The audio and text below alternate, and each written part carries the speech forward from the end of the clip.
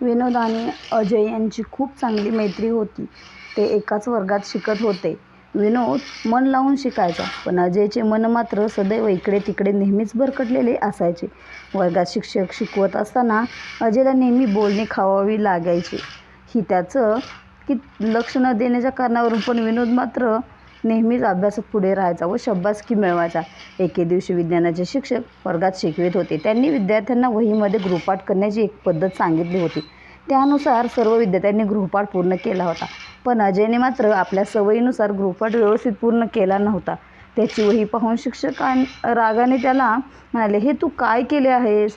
मी तर पानाच्या एका बाजूनेच लिहायला सांगितले होते, पण तू दोन्ही बाजूने लिहिले आहेस." आता अजय घाबरला, कारण शिक्षकांनी त्या दिवशी सुट्टी होण्याच्या आत वही पूर्ण करायला सांगितले होते आणि सुट्टी होण्यास फक्त 2च तास राहिले होते.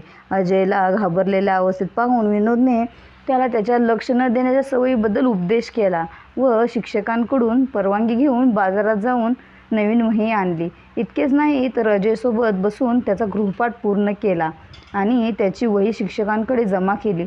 त्या दिवसांपासून अजयने आपल्या स्वभावात बदल केला आणि तो कोणत्याही ठिकाणी लक्षपूर्वक काम करू लागला. तात्पर्य: लक्षपूर्वक काम करणे आणि विवेकबुद्धी जागरूक ठेवून काम करणे या 2 गोष्टी पाळल्यास अनेक संकटांवर मात करता येते, तसेच होणारे नुकसान टाळता येते. धन्यवाद.